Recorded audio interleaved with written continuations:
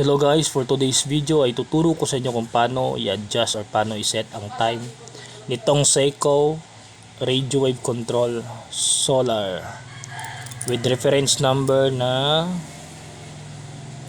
3B51-0AR0.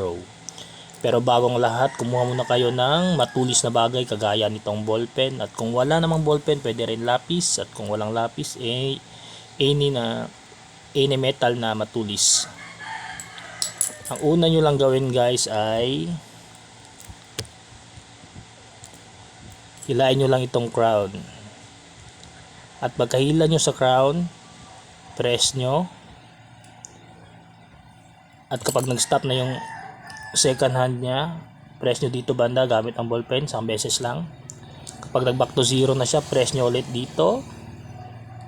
Kung pwede, long press para tuloy-tuloy yung takbo ng ano niya, minute hand.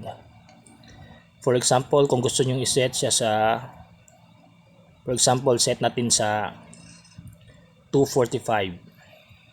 Hintayin nyo lang na malapit na siya sa 2:45. Kumuha kayo ng ballpen. Tapos, press nyo dito. Yun. Pag hindi pa siya umabot sa 2:45, kagaya nito, press nyo isang beses lang. Press nyo dito isang beses lang.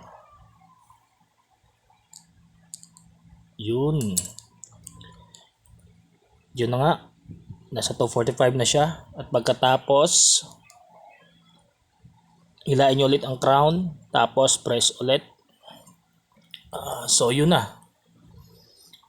Ganun lang kadali guys. So, hanggang dito na lang at maraming salamat. God bless.